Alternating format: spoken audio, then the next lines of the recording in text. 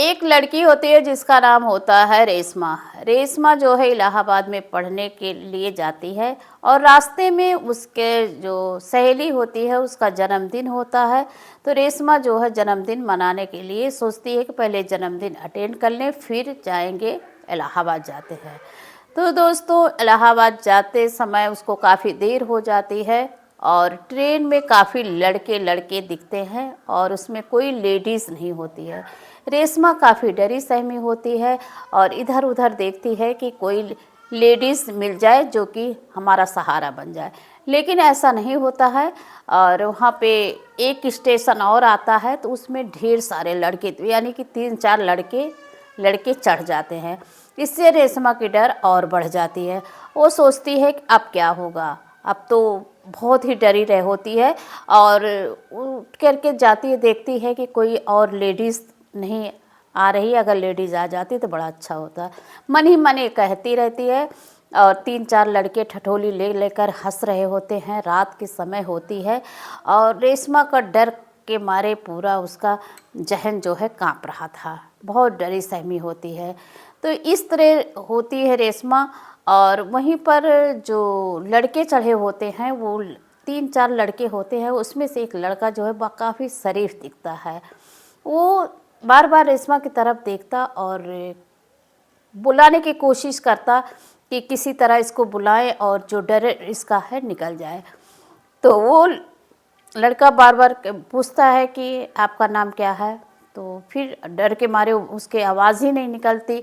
तो फिर ऐसे ही हंसता रहता और फिर उसकी तरफ देखता रहता तिरछी नज़र से। तो रेशमा भी देख रही होती है, उसका डर और लगता कि पता नहीं कैसे लोग होंगे। तो फिर बुलाता कि बहन तुम्हारा नाम क्या है, तुम कहाँ से आ रही हो, क्या है। तो जब इस तरह बुलाता तो धीरे से कहती देखिए भैया मैं इलाहाबाद पढ़ने के लिए जा रही हूँ और मेरी सहेली का बर्थडे था इसलिए मुझे देर हो गया। तो वो अपना नाम बताती है कि मेरा नाम रेशमा है। और फिर जब वो रेशमा नाम सुनता है वो लड़का तो अपने आप को वो भी बताता है बहन मेरा नाम अनीस है। जब वो अनीस नाम है और इलाहाबाद में मेरा ननिहाल है, अगर तुम्हें कोई दिक्कत या परेशानी होती है तो ज़रूर बताना और वहाँ आ जाना। जब इतनी बात रेशमा सुनती है तो उसके जहन में काफ़ी ठंडक पहुँचती, मतलब काफ़ी सांत्वना मिलता है कि चलो ये मेरे भाई जैसे हैं। क्योंकि रेशमा का जो भाई होता है एक हादसे में उसकी डेथ हो गई होती है। तो इसलिए रेशमा जो है विश्वास के साथ वो पूरा अपनी हिस्ट्री बता देती है कि हम कहाँ से आ रहे हैं, कहाँ जा रहे हैं, पूरी कहानी बता देती है। और जब अगला स्टेशन आता है तो रेशमा जो है उतरने जाती है। तो जो अनीस नाम का लड़का होता है वो कहता है बहन रुको, मैं एक उस अपने जेब से एक विजिटिंग कार्ड देता है और कहता है जब भी तुम्हें ज़रूरत लगे इस विजिटिंग कार्ड में मेरा नंबर है, फ़ोन नंबर है, तुरंत कॉल करना। मैं आपकी मदद जो भी मदद होगी मैं आपकी मदद करूँगा एक भाई के रूप में। तो रेशमा कहती है, जब रेशमा उसको पढ़ती है विजिटिंग कार्ड को तो चौंक सी जाती है। कहती है देखिए भैया ये तो आपका नाम नहीं है, ये आपका विजिटिंग कार्ड नहीं है। तो वो लड़का हंसता है, कहता बहन देखो आपने अपना नाम रेशमा बताया इसीलिए मैं अपना नाम अनीस बताया, सॉरी बहन। वहीं पे सॉरी बोलता है और कहता देखो मैं एक हिंदू हूँ और हिंदू हूँ। फिर तो फिर रेशमा बहुत सहम जाती है, उसकी आंखें में आंसू आ जाते हैं। और इस ऐसे हिंदुस्तानी बच्चों के लिए एक सैल्यूट करना और एक लाइक ज़रूर करिएगा। ऐसे जो आज के नए युवा पीढ़ी है इस तरह से अपने बहन की तरह, उसको एक मुस्लिम लड़की है उसको इस तरह कहते हैं। अब फिर उसके बाद रेशमा चली जाती है अपने पढ़ाई के उसमें और राहुल चला जाता है, उसका नाम राहुल होता है। राहुल चला जाता है, उसकी कॉस्मेटिक की दुकान होती है। तो ऐसे धीरे धीरे रेशमा की बड़ी हो जा और शादी का दिन हो जाता है, उनकी शादी हो जाती है और वहीं पर उनके माता पिता की डेथ भी हो जाती है। और उसके बाद रेशमा की एक लड़की होती, नायरा नाम होता है। नायरा भी बड़ी हो जाती है, शादी योग हो जाती है। नायरा की शादी पड़ जाती है, तो शादी की खरीदारी के लिए रेशमा जो है नायरा को लेकर के जाती हैं लखनऊ। और वहाँ पे जाती हैं तो देखती हैं कि एक दुकान है, उस दुकान में लिखा है राहुल कॉस्मेटिक। जब ये देखती है तो उसका दिल धक से हो जाता है और वो कहती है क्या है, ये तो राहुल, वही राहुल तो नहीं है जो मुझे ट्रेन में मिला हुआ था, मेरा भाई। तो जा कर के देखती है तो काफ़ी राहुल बदल चुका था, बड़ी बड़ी मूछें रख लिया था और उम्र के अनुसार इंसान के फेस भी चेंज हो जाता है, उस तरह चेंज हो चुका था। और थोड़ा पहचान भी नहीं पा रही थी, लेकिन जब कोशिश की तो पहचानी, ये तो वही राहुल है। और फिर राहुल से पूछती है कि भैया आप मुझे पहचान रहे हैं? तो राहुल मतलब कहता नहीं बहन, पहचान तो नहीं रही हूँ, बताओ क्या काम है। तो हंसने लगती है, कहती देखो भैया आप मुझे भूल गए हैं, मैं वही रेशमा हूँ जो आपको ट्रेन में मिली थी।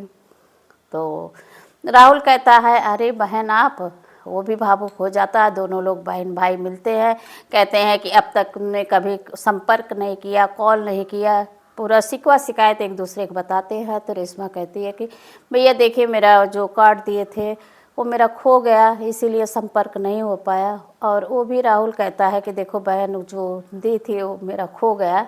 इसी तरह आपस में दोनों लोग मैनेज करते हैं। और फिर कहते हैं, रेशमा कहती है कि मेरी बेटी नायरा है, उसकी शादी पड़ी हुई है, भैया आइएगा ज़रूर।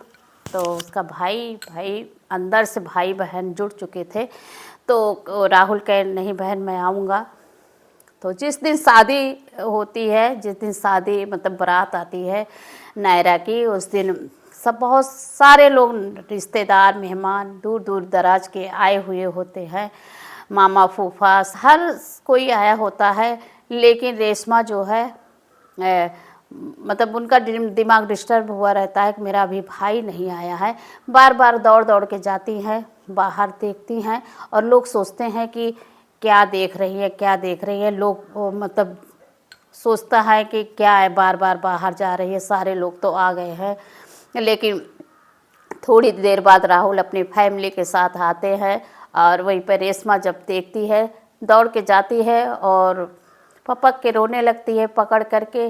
जब रोने लगती है तो उसका भाई भी रोने लगता है। एक भाई बहन का प्यार देख करके सारे लोग भावुक हो जाते हैं।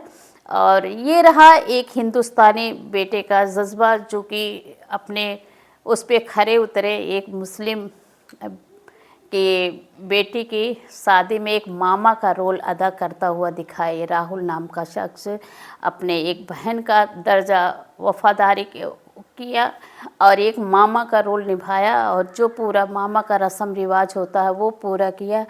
ऐसे राहुल के लिए आप सभी क्या कहना चाहेंगे और ऐसे रेशमा बहन के लिए क्या कहना चाहेंगे? आप लोग कमेंट बॉक्स में कमेंट करके ज़रूर बताइएगा।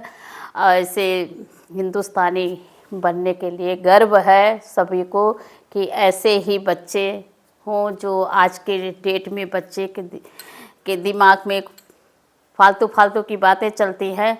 ऐसे में एक राहुल एक अलग सा लड़का। तो आप सभी राहुल के लिए कमेंट ज़रूर करिएगा और चैनल में नए हैं तो चैनल को सब्सक्राइब करिएगा। तो दोस्तों ये कहानी सुनाने का मतलब हमारा ये नहीं है कि आप सभी का दिल दुखे। ये कहानी सुनाने का मतलब ये है कि इस कहानी से आप कुछ न कुछ सीख सकें।